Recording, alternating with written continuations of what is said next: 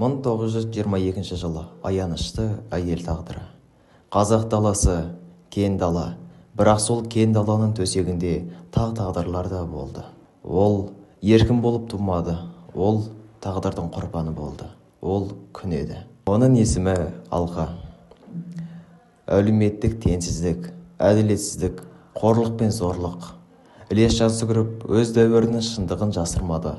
Ол күннің жан айқайын жырға қосты. Арман болды ма? Бостандықты қалады ма?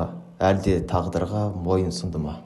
Алқа алдымен күйеуінен айырылды. Ол аз болғандай 13 жасар қызының Алқадан сұранбай-ақ Жоңғабайдың ұйғарымен Жапар тазға ұзатылып кетті.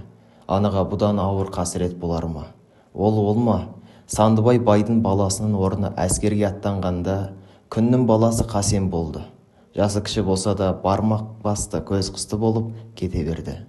Ананың балаға деген сағынышы күннен күнге өдеп, қайғы қан жамылып, ұлын зарға күтіп, қызын аңсап жылдар өтеді.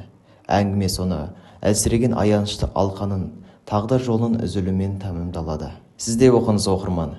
Әйел теңсіздігі жүрек қылын қозғап, қоғамда әйелге деген құрметті көзқарас пайда болады.